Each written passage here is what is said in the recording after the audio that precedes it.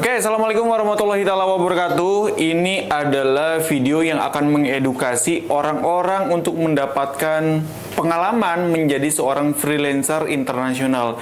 Kita bisa bekerja di mana saja, bahkan kita bisa pergi ke setiap negara di berbagai penjuru dunia. Ini adalah cerita yang benar-benar mengedukasi teman-teman semua bagaimana video ini akan memberikan dampak supaya banyak freelancer yang hadir di berbagai bidang untuk berkarya.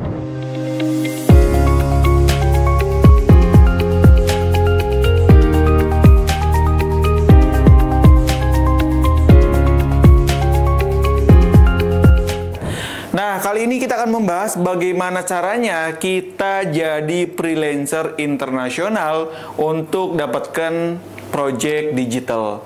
Ini menjadi sebuah momentum besar karena dengan metode pembelajaran yang seperti biasanya saya di kelas, jadi saya nggak mau duduk hari ini, jadi mau berdiri saja bagaimana menjelaskan kepada teman-teman semua untuk menjadi freelancer berkapasitas internasional. Wow. Oke, dari berbagai pengalaman saya, bagaimana caranya kita menjadi seorang freelancer itu banyak sekali ya, terutama kita memang harus memiliki skill. Tapi sebelum kita berbicara skill, ada hal fundamental yang wajib harus saya sampaikan kepada kalian.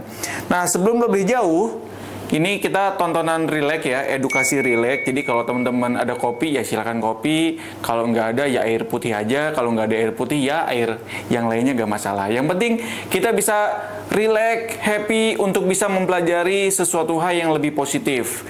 Makanya kelas tongkrongan kita nanti kalau ada yang teman-teman komen juga silahkan, ada yang nge-WhatsApp atau via DM dia via Instagram juga silahkan. Jadi saya akan tunggu untuk interaksi dengan teman-teman semua.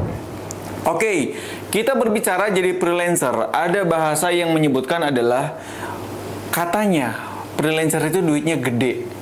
Duitnya besar sekali. Kemarin juga ada yang viral yang katanya kerja di Amerika Serikat gajinya 50 juta per bulan. Itu betul-betul memang kenyataan seperti itu. Banyak para freelancer, orang-orang digital yang kerja di mana aja itu mendapatkan project yang besar. Apalagi kita ngomongin sebuah financial. Tetapi kalau kita berbicara tentang digital project, ada sesuatu hal yang benar-benar harus kita pelajari. Salah satunya adalah kita jangan terlalu ngomongin tentang duitnya dulu dong. Kita harus benar-benar tahu bagaimana caranya mendapatkan project, kita membuat portofolio sehingga memang duit itu hadir. Jadi hal yang paling utamanya adalah ya kalau saya percaya ya rezeki itu udah ada yang ngatur gitu. Jadi kita fokus aja berkarya bikin portofolio. Urusan rezeki ada yang ngasih duit ya itu urusan lain. Begitulah kira-kira. Nah, hal yang lainnya adalah yang harus sampaikan adalah bahwa freelancer sebagai pekerjaan, maka saya selalu menganggap ya sebagai activity.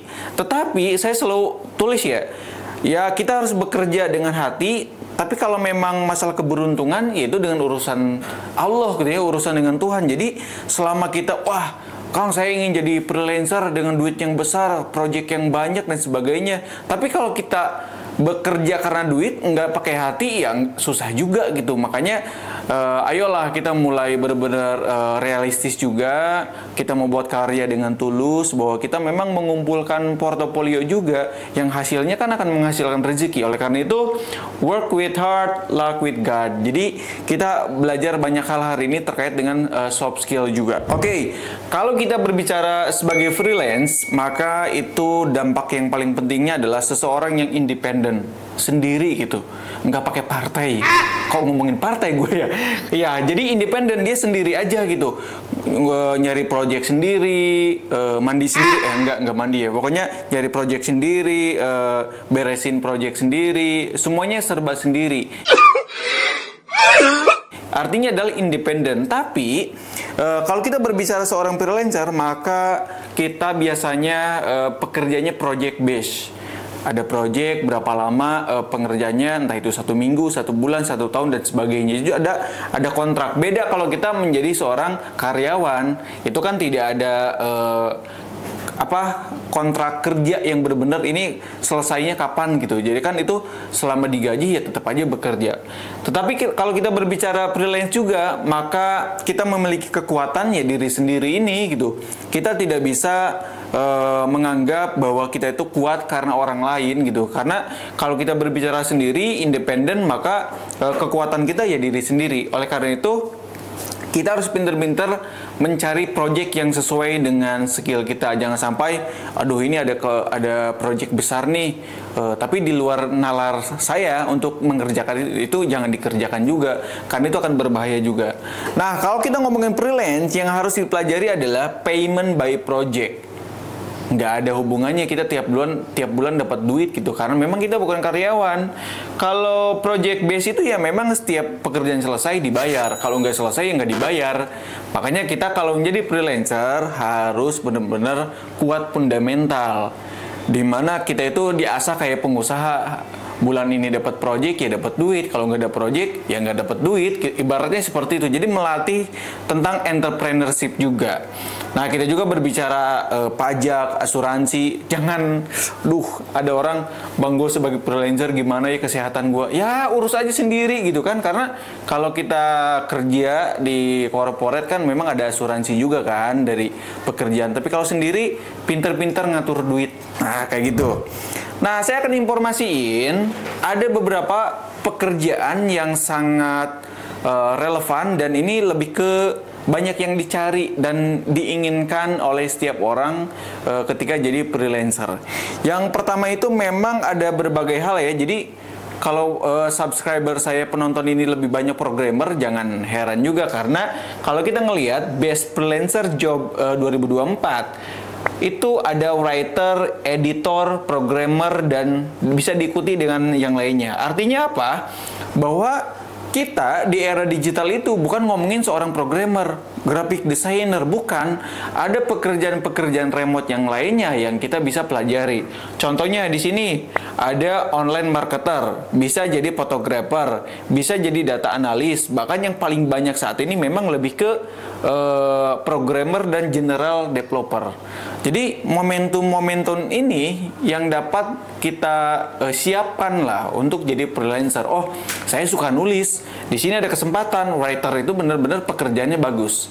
Nah, ini beberapa pekerjaan yang pendapatannya pun besar, sampai ada pendapatannya lebih dari 125.000 dolar per bulan. Itu memang kebanyakan di IT.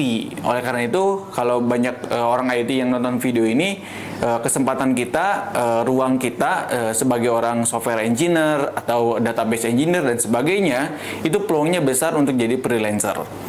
Nah, saya harus kasih tahu hal-hal yang spesifik buat kalian paham tentang freelancer. Salah satunya kita harus tahu tentang condition. Makanya jangan nyamain kalau kita mau jadi freelancer disamakan dengan orang entrepreneur juga ya, lebih spesifiknya ya. Tapi secara basic memang sama, tapi secara spesifik beda sekali. Kemudian kita sebagai pekerja dan sebagainya itu jangan. Oleh karena itu kalau kita melihat kondisi dari freelancer, maka ada spesifik skill yang benar-benar kita harus miliki gitu. Makanya kalau kita jadi freelancer kadang jadi graphic designer sebagai apa? Apakah sebagai pembuat animasi explainer, fokus di situ? Apakah sebagai editor foto dan sebagainya? Memang harus ada spesifik pekerjaan di situ. Yang kedua, kita itu wajib memiliki portofolio. Kalau kita jadi freelancer, gabung ke Upwork, kemudian 1000 Lancer dan sebagainya, tanpa portofolio, mana mau orang dapat pekerjaan dari kita. Oleh karena itu, kondisi-kondisi ini harus kita siapkan, terutama punya network.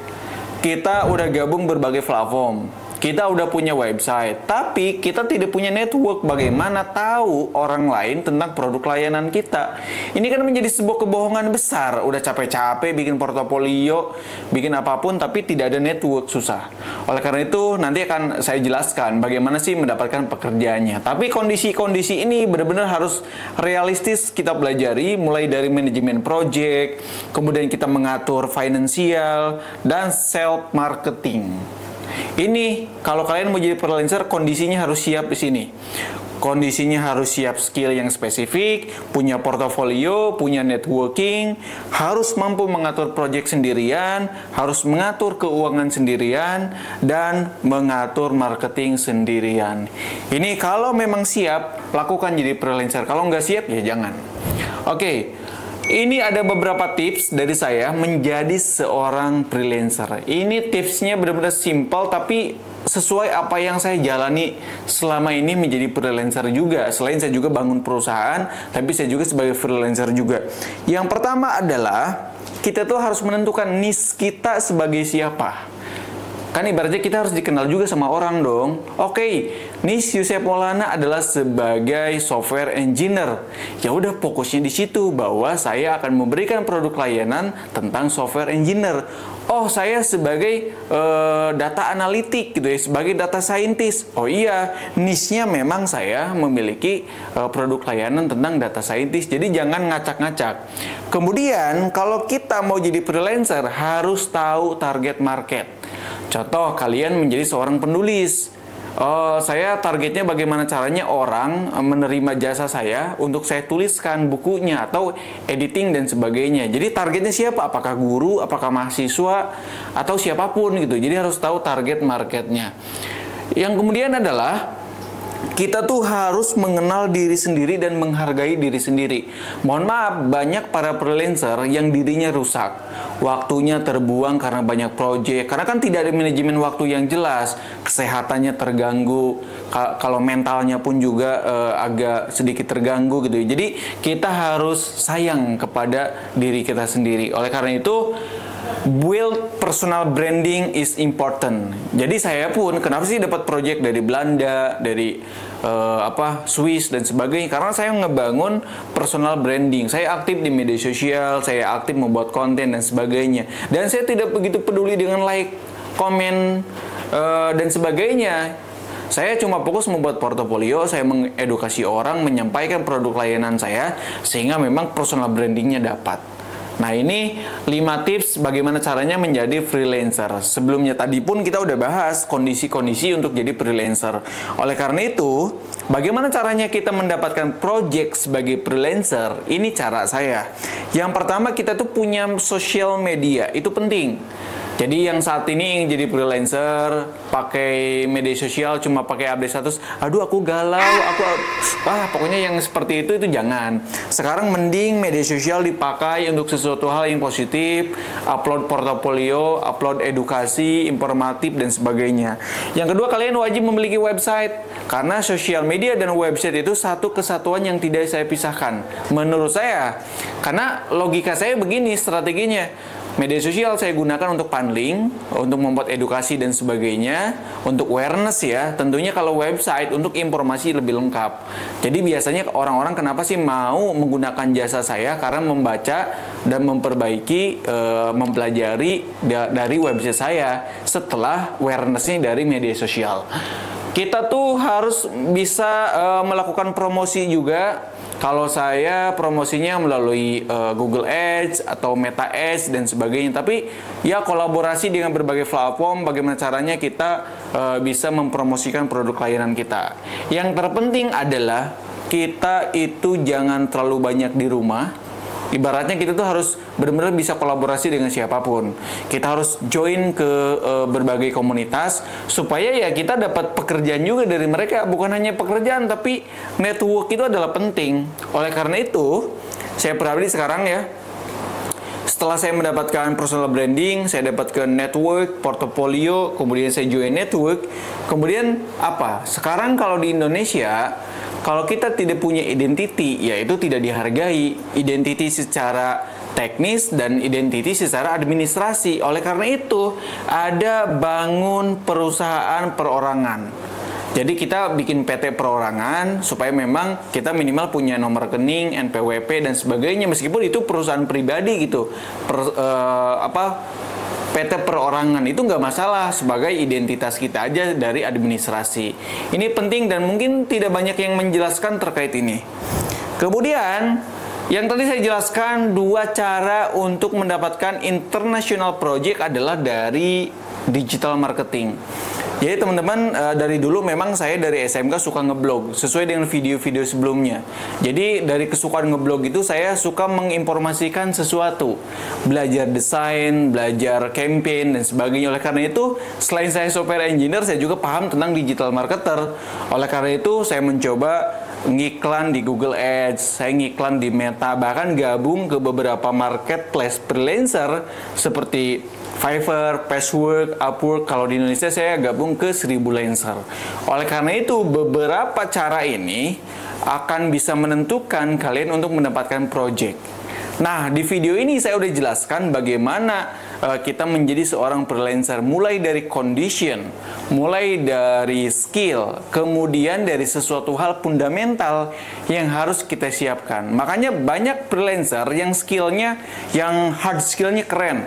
Saya bisa menciptakan A, saya bisa membangun B dan sebagainya. Tapi condition itu mereka tidak penuhi. Akhirnya tidak kuat menjadi seorang freelancer. Mohon maaf, ketika bulan ini mendapatkan project yang besar, tetapi di manajemen projectnya jelek, financial settingnya jelek, ya itu kan menjadi problem juga di bulan berikutnya.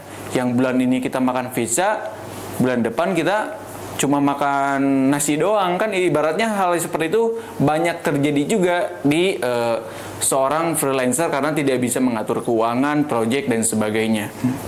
Nah, itu cara dari saya bagaimana caranya kita jadi freelancer internasional. Mudah-mudahan video ini membuka peluang dan harapan kita supaya memang bisa bekerja. Karena satu hal yang ingin saya sampaikan adalah di era digital itu kita tidak boleh nganggur. Karena banyak peluang yang bisa kita raih gitu. Jangan sampai, aduh ini gimana sih pemerintah nggak ngasih pekerjaan dan lain-lain. Aduh ini gimana ya, saya nyari kerja kok ditolak-tolak.